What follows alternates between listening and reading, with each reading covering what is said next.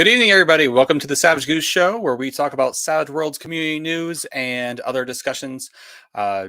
Just came off of the Sci-Fi Companion stream with Shane Hensley and over at the Savage Universe. It was a great stream. If you did not watch it, you should go back and watch it. And they're on Twitch, YouTube, Facebook, and all the places they stream. It was good to hear Shane and Landauer talk about all of the cool things to expect in the Sci-Fi Companion. We'll talk more about some of the other news we heard about that later. I'll try to mention a few things in the stream, but for the most part, just go watch the stream and just go hear what's said.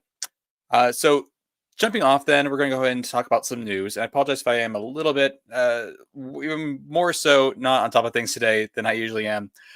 Let's go ahead and just get things set here. I was watching the stream and trying to keep track of what was going on there. And then I thought my mouse died, like my battery died, my mouse, and then I don't think that was actually the case. But let's go ahead and get to it. All right, so starting off, we're going to talk about the newsletter, the Kickstarters, some other news, and then we're going to talk about a little bit what I talked about last week, more of a reflection on how the game that I ran went and kind of things that I learned from that and some things I'd like to see done in the future. If I might do something like this and teaching new players, and then going through some ideas that you guys had as well. So first off, let's talk about the newsletter. I'm not going to go actually share the newsletter this time because there's a lot of stuff in the newsletter. It wasn't a big news week in my opinion. But I did want to, and one of the big things is to talk about a little bit later. I do, like I said, want to say go ahead and go watch that live stream that happened just before this one over on the Savage. I think it's on Pinnacle Entertainment Group's YouTube channel and Twitch channel. So go watch that. The Savage Universe on Thursday at 6 p.m. Eastern Time is going to be meeting with Maria of Goblin Society Games to talk about Hellbind, which is a sci-fi setting. I'm looking at it, it looks really pretty. I haven't gotten into like actually ordering it yet to read through it, but it looks really fun based on just kind of the art style and what they're going for, and they seem like fun people. She was on the Savage Universe before in a prior episode. If you want to go watch that, I'm curious to see what they're going to talk about this time. I'll have to watch the replay though, because that is during my Savage Worlds game, so I can't actually watch that live. Following that stream, so that stream it's at 6 p.m. Following that stream at 7 p.m. Eastern is the final hour of the Sci-Fi Companion Kickstarter, and they're going to be live streaming that final hour. They tend to do that for some of their bigger campaigns. I think they've done it for all the companions. So just kind of people just asking more questions, see what's going to be in there. So go watch that stream for the final hour. The bundle sale for the physical big bundles of the Deadlands Weird West bundle, the Holler bundle, and the Pathfinder for Savage Worlds bundle is still going on. So if you're looking for a nice big discount on those rather large bundles, go ahead and check that out. Also, Pinnacle is celebrating Women's History Month and just kind of talking about all the women in their company. So I recommend you go check out the newsletter. I'll go and put a link to it in the chat, and I'll try to remember to put it later in the description as well. So you can go read those bios of all the women in the company who are doing great things over at Pinnacle. There. All right. So talking about a few other things here. Let me got to pull up more notes again. There we go. So first off, yeah, the Sci-Fi Companion ends the Kickstarter ends for the Sci-Fi Companion March 21st. If you have not started watching that yet, or started kickstarting that yet. If you have not kickstarted that yet, there we go.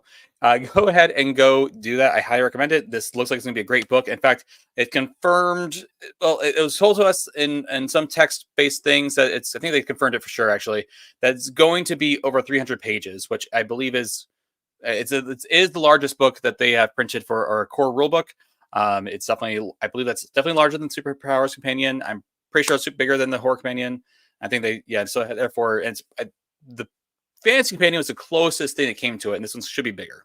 So if you want a lot of sci-fi content and a lot of games to kind of build off of, or you want to do sci-fi, go get that book, go back it. I'm looking forward to getting it. They did confirm that the feedback period for this book, because of how much content is in there, is going to be larger, which I think is a good thing. So, we want to make sure that final print book that we do get in our hands is going to be quality content. So, if you did Kickstart it and you do get the PDF for it. Make sure you leave feedback. I'm not positive quite yet where that feedback is going to be posted. It used to be posted on the forums, and I don't think those forums are still active in any way. So we'll have to figure out, see what kind of feedback how we can get feedback in the future going forward. But nonetheless, I'm super excited for this. If you are wanting to know what kind of stuff is in there, they had previously released a preview of the mech rules, and this week they showed up the heavy metal preview on Drive-Thru RPG. That should be already in the description below. If not, I'll have to fix that.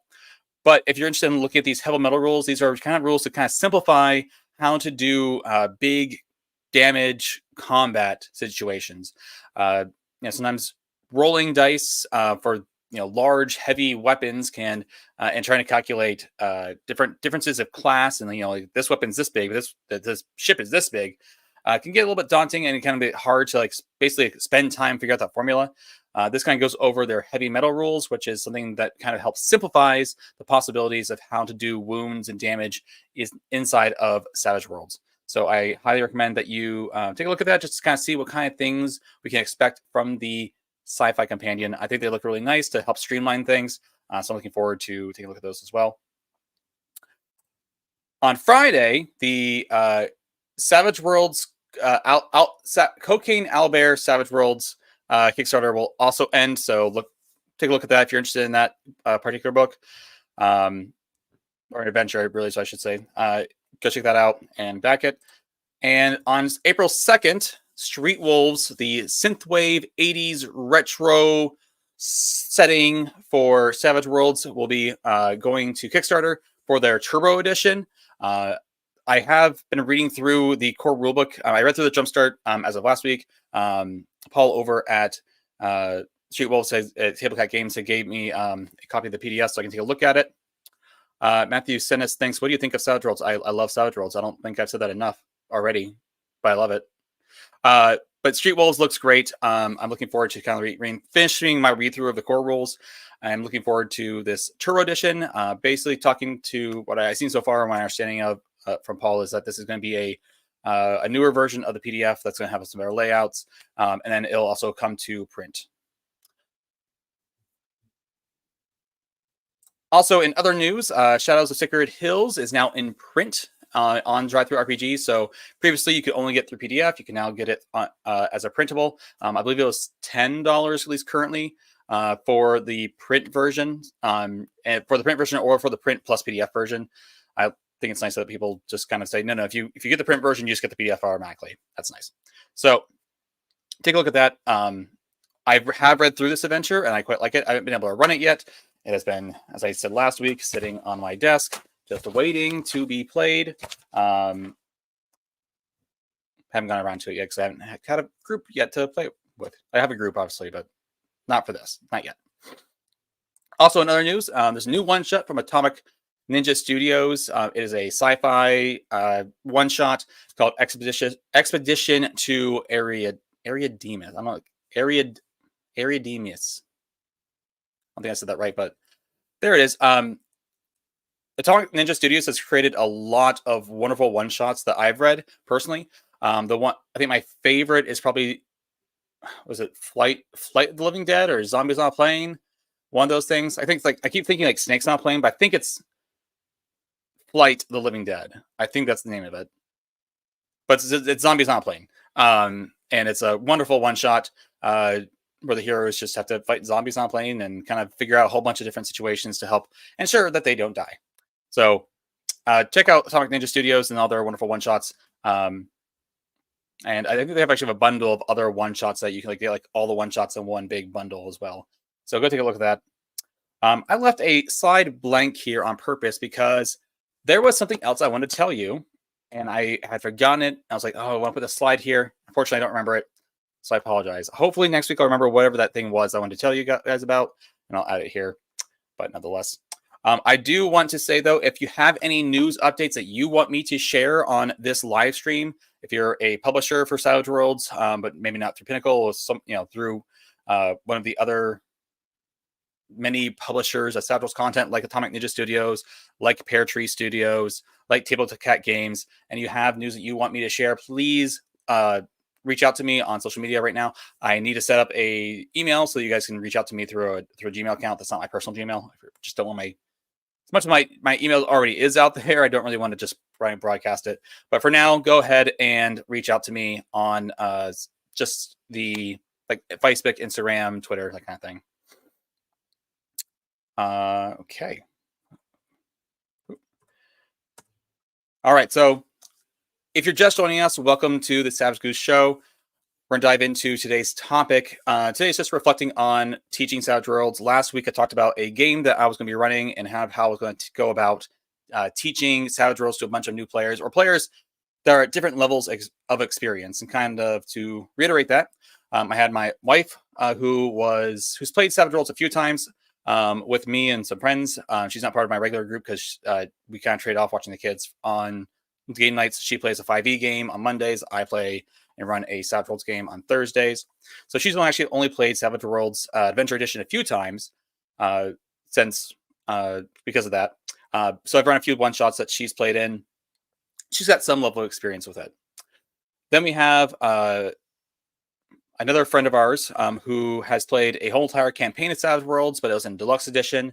We have someone else who has played plenty of TTRPG. I should say she's played a lot of 5e games and campaigns, but hadn't really had a lot of experience with Savage Worlds. I realized that she has played in one Savage Worlds game with us, but it was a one-shot that didn't really even get to an ending. So I don't think that super counts, in my opinion. Then we had one person who had never played a TTRPG in their life. So it was just Savage Worlds. So Savage Worlds the first time, and just kind of trying to teach her how to play. So first, let me just say the game went great. Went very well. I ran the City Guard Chronicles, the Case of the Misguided Lover. There's 3 currently in that series. If you go check them out on DriveThruRPG, there is a link to that in the description. And I think this was actually the perfect game or perfect adventure one-shot to run. So it does come with a bunch of pre-generated characters. I'm happy that it wasn't just 5 pre-generated characters. There's actually like, I want to say like 8 or 9 pre-generated characters. And so we had a table of 4, and there's plenty of options for everybody. So it wasn't like that someone got stuck with one at the end. You kind of see that sometimes with some tabletop role-playing games. They're pre-generated characters. They'll be like, oh, we expect you to have like 5 players, so here's 5 character sheets. And it's nice that they just had more so that everybody could kind of choose something that they wanted. So with that, we did have everyone chose a character sheet. One person played the lieutenant, who is attractive but has 1 arm. Somebody played the old timer. My wife, she loves the idea of playing an old man. I'm not sure why she hasn't. I don't think she has played an old man. She always plays like these in the games we've played together or whatever. She's always played some sort of princess who is running away from her princess duties and is like a fighter or rogue of some sort. So she keeps talking about when to play an old man. So she finally got a chance. She played an old man. And then another one of our players played, I don't remember what the character type was, but she was a big mouth. And I didn't know that she had a hindrance big mouth, but after she kind of role played stuff and it was like over several situations where she kind of blurted stuff out, I was like, wait a minute, do you have the big mouth hindrance or whatever it's called? I can't remember the exact name of the hindrance right now. And she's like, double checks her character sheet. So like, yeah, I do. I'm like, great. Here's a Benny. And so it was nice. I feel like everyone actually role played their characters very well, and I was able to kind of give out bennies for role play that I thought just felt natural. The last player that the last character that was chosen was the lookout. And a lookout, I actually thought about taking out of the character selections because it has another character kind of built into it. That character has the Beastmaster edge and has a dog that they have. And so it was like, I wasn't sure if I wanted to offer that to this kind of group of players who may not be super familiar with Savage Worlds and have to keep track of another character. But I don't know if I just forgot or decided to leave it in, but someone did choose that. In fact, it was the player who has never played a tabletop role-playing game. And I did warn her ahead of time, like, hey, by the way, you may not want to play that just because of this, but she decided to anyways. And in the end, I think that was actually a good thing for her because it meant that there was this character that she could role play with that didn't have to involve me necessarily. I ended up kind of role playing the dog a lot and just being, a roof, roof, kind of character. And then the other three didn't have to necessarily interact as well, or there was like a common NPC that was kind of shared amongst the group. It's under her command, but it's shared amongst the group that they could interact with and therefore interact together through this NPC. And so that was actually really nice to kind of give her a way to kind of get involved in role playing that wasn't directly talking necessarily to the other characters. I will say though that for someone who's never played a TTRPG before, and she did really well in kind of like really engaging that role playing experience. I'm not entirely sure if she's got like a background in theater or anything like that, but nevertheless, she did really well kind of engaging with role play. I think that does help that the other three players that we played with, in my opinion, are also really good at role play. I would say most of them are probably, I think all four of them actually at this point are probably my in the top 5 at least of role playing players I've had. Sorry to my regular group. You guys, it's fine. It's fine. You guys like combats. Okay. The other reason I liked this adventure, and actually, let's go ahead and actually get into that. I should probably have jumped to the next slide here. So how did it go? Yeah, it went well. Now, the first thing I did, though, even going into the game, I knew that one of the problems was going to be explaining dice. So, you have your D6, you have your D4, I can't remember out word, D4, D6, D8, D10, D12, D20. And I knew that those terms, and those were the terms that are on the character sheet, might throw her off. And I was like, okay, just kind of simply explain it. D4, 4-side die, D6, D6-side die. But even then, sometimes I remember even when I started playing, having to remember, okay, which ones, I didn't necessarily have memorized yet the shapes. One of the comments I saw this past week on last week's live stream was saying that they got dice sets that had a color code to each die type. So D4 might be one color, D6 another color, etc. And then they would color code their die on the character sheet. Now, that does involve some extra work since a lot of these pre-generated characters do not have these, have an option or a way to kind of like add it in the colors. But I think that's a great idea. I think it's a wonderful idea to kind of help players learn what dice they need to use. It's just by color coding their dice to their character sheet stats. All right. So the next, what else? So once I kind of explained the dice to her, and I briefly went over Benny's and acing, I kind of started with skills and said, hey, don't worry about edges and hindrances. So kind of jumping the gun a little bit. Don't worry about edges and hindrances. Just don't worry, go ahead and read through them. Kind of use them as a sense of your character, get an idea of who your character is, but don't overly worry about them. This was, I think, extremely helpful because they helped them just not necessarily worry about mechanics and just worry about role play and how they're going to use things. And I think that actually came up later when it came to the brand new player who read that she was a marksman. She didn't read she didn't read any of the abilities to that edge, but she knew that she was a marksman. And so when it came up for combat or for like looking out, she asked like, hey, should I be somewhere else? Because I'm a marksman, I should be up high somewhere else. And that was perfect. So kind of, we'll get back to that later, but skills, or I just kind of went over it now. So actually that kind of answers the question there, but skills, so I just said, hey, let's worry about skills. Don't worry about edges, don't worry about hindrances. Just here's your skills. When I ask for a roll, look at the sheet, find that skill, find the die next to it and roll that plus your wild die. The new player, I did give a custom wild die to, and I say custom, like a different color than her regular set. So there was one die that was different. And I said, hey, you're going to roll almost everything with this. The one complication that did come up with that is that because her companion character was not a wild card, the dog was an extra, meant that for that character, she had to not roll that die. But overall, that seemed like it made sense to her. I kind of explained the idea of this dog is an extra in a movie, and it just kind of clicked with her from there. So now, eventually, during the course of the game, it did come up that someone, I asked for a roll, and he says, I don't see it. Where is it? Where is the skill? It's like, oh, you might not have it. If you do, I explained the rules for untrained skills, roll at D4 -2 to both of them, etc. And everyone kind of seemed to understand that as well. It meant that if they didn't have it, means that they basically weren't good at it. And that also made sense. It clicked. It was great. Going from there, I want to talk about the adventure. So we did, as I said before, we did the City Guard Chronicles, the case of the misguided lover. And the way that adventure starts is immediately with a combat. The first thing out of the gate is a combat. But one of the recommendations in the book, and one of the things I think was actually a good idea, was to start that combat as a quick encounter. So instead of doing a long, drawn-out combat as the first thing to do, which I really don't think that combat's the first thing you should be teaching people when it comes to Savage Worlds. It shouldn't be the thing that you just immediately start with, is combat.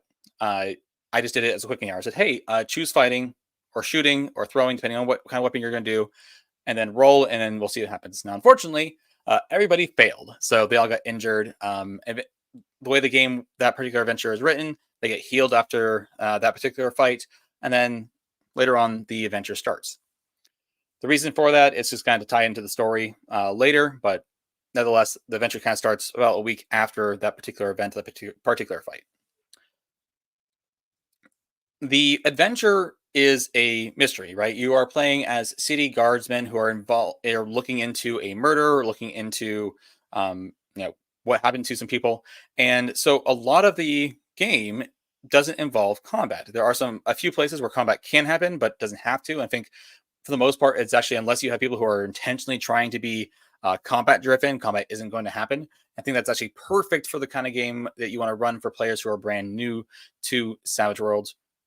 It really emphasizes the options you have for doing social encounters and investigating and looking into things. And so a lot of the game just got spent with characters looking at the room, looking at the crime scene, talking to witnesses, talking to neighbors, and just kind of trying to figure out their next steps, going to the next location, investigating, making rolls, going to the next location, making rolls, trying to investigate. And it naturally led them around, making persuasion rolls, intimidation rolls, notice checks, healing checks, all those kind of things.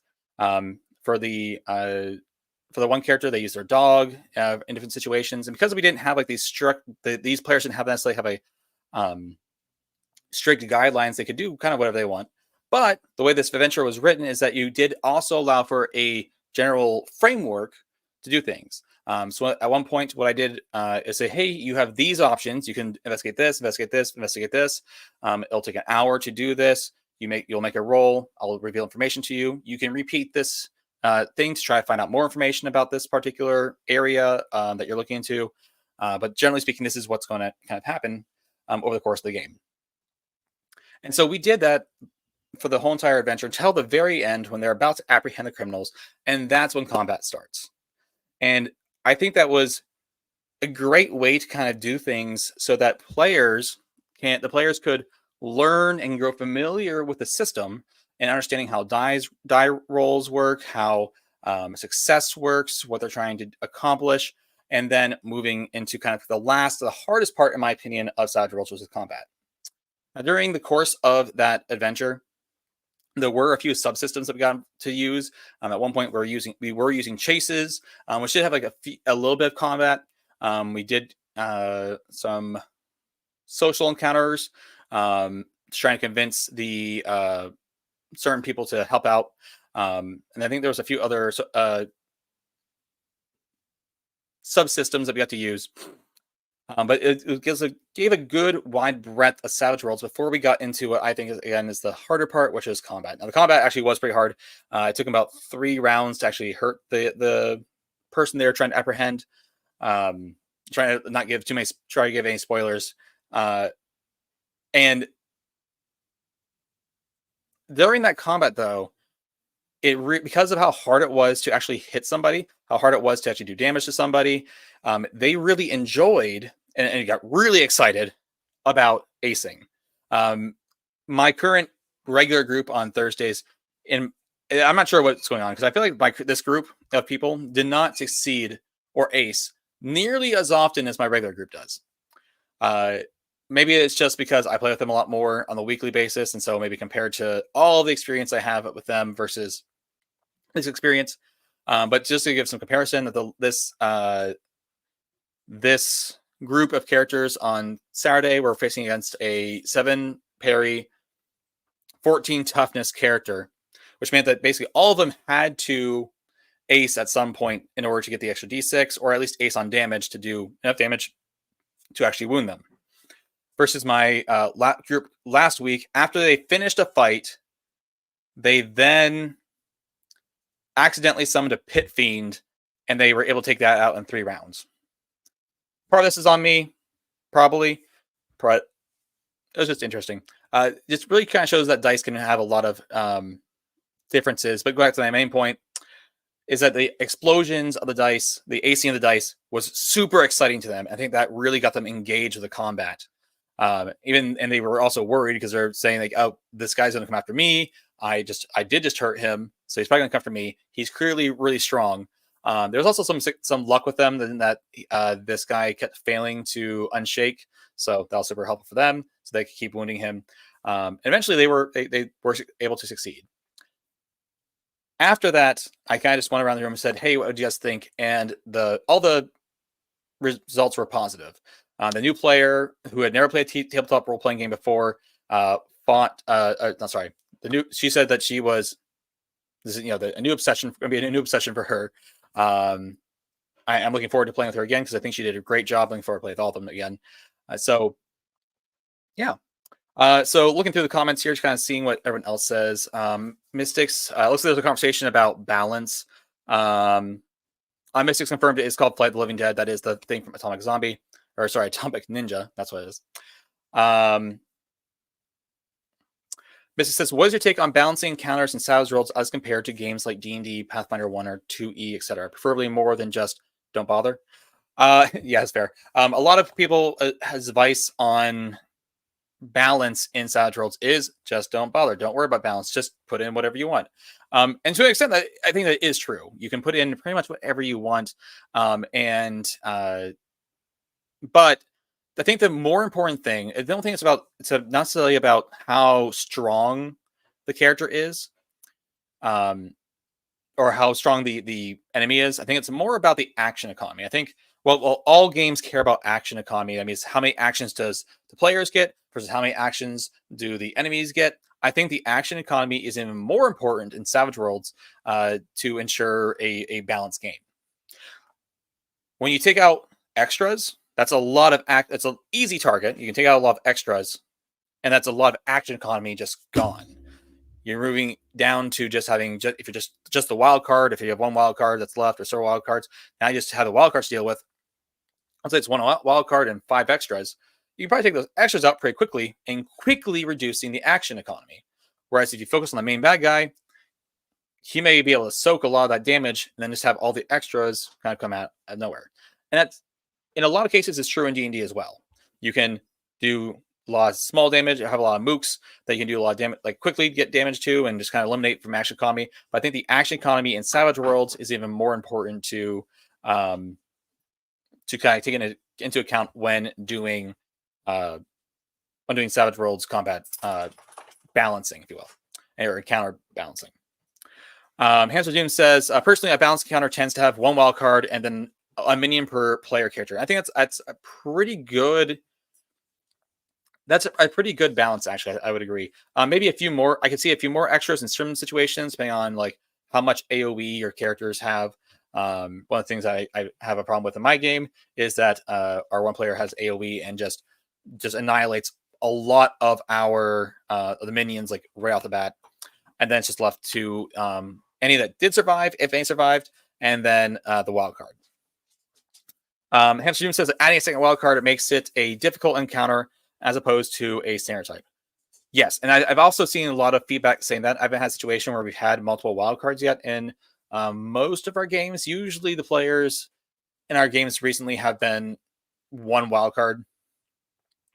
So that's and second wild card does add a lot, especially if they're like buffing the main wild card or if they're buffing the extras. As far as a CR system, as Hamster Doom is he's full of good information. No, it does not. However, most people will tell you the 2014 edition of the Monster Manual doesn't follow the CR rating very well either. Yeah, the CR rating system in D&D is not exactly the most straightforward thing in the world. Um, Looking through kind of the rest of the comments here. So Mystics is saying, I'm mostly thinking in a sense of a new GM trying to read a stat block and gain a sense of danger. Here's the thing when it comes to like danger in Savage Worlds. Like I said, my main group of players this past week fought off a pit fiend from in the Pathfinder Savage Worlds. They have received before that encounter, they had received 2 ranks, 2 advances. They're still novice rank, and they were able to take out Pit Fiend. Again, there's a few things that maybe I should have done differently. Maybe I should have done some more multi-attacking to do some more wounds or whatever. But they were, because of acing, because of the thing about acing in Savage Worlds is that can still happen. One of the things we say is that a commoner can take out a red dragon. That's a situation that can happen. So when you talk about sense of danger, it is really hard in Savage Worlds to figure that out, because you may think that it's going to be super hard, and you look at this high toughness, high parry creature, and it's going to be hard to take out. My regular game is 3 players, and they with 2 advances, and they took out a Pit Fiend, which I think it had like a toughness of like 18, with a parry of I believe 7, and then that was 3 players, and my group this past weekend were facing something with a parry of 7 and a toughness of 14 with 4 players, and it took them I think 4 or 5 rounds to do so, whereas my other group took I think 3 rounds maybe to do. So it really depends on the situation. It's fair. D&D is the lose that balance, and characters don't die unless the DM. Sure. Yeah. So Savage Worlds, it is harder. I would definitely agree with Hamster Doom's kind of general guidance, though, of even if the extras are, as Mystic says, extras, bandits, wormlings, dragons, trolls, etc. can all be extras and easily turn into wild cards. And that's the thing. Like even I think it does still come down a little bit more to flavor than maybe it's just not the best answer in the world. But like, if your characters are novice rank, flavor wise, they're probably not going up against a dragon. Flavor wise, my players in this last game should not have gone up against a Pit Fiend. The only reason they did was because of a kind of situation they put themselves in that I decided to kind of roll with and just see what happened.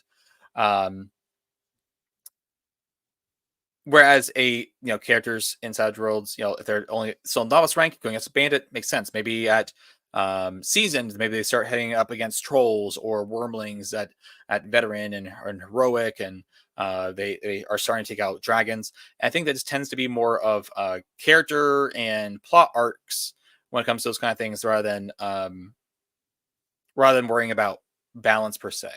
Now, I would say, yeah, should you have a dragon and as a wild card, and let's say they have 4 players, 4 dragons as extras, probably not.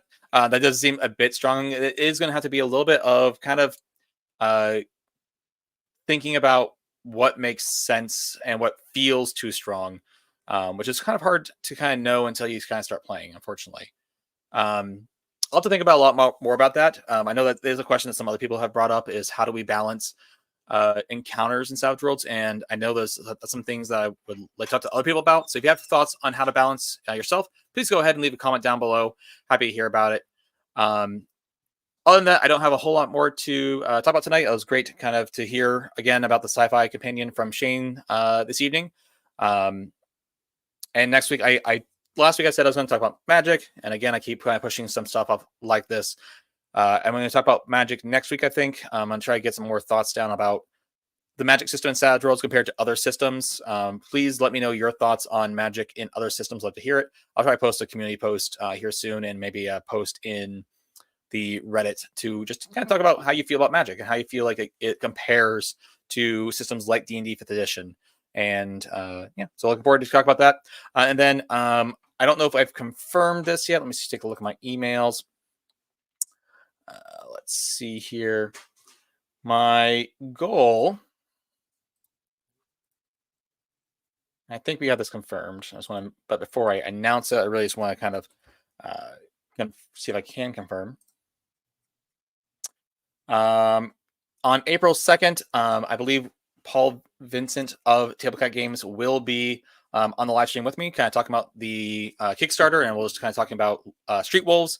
So his Kickstarter goes out that day, so it'll be kind of day one talking about his new Kickstarter for Street Wolves. So look forward to that, and we'll see after that. So if you have any other topics you'd like me to talk about, please leave them in the comments below. Like I said, I'll talk. Well, I'll have to think about combat encounter balance, and we'll see other things we can talk about. All right, everyone, I hope you have a great Tuesday. Thanks for hanging out with me, and stay savage.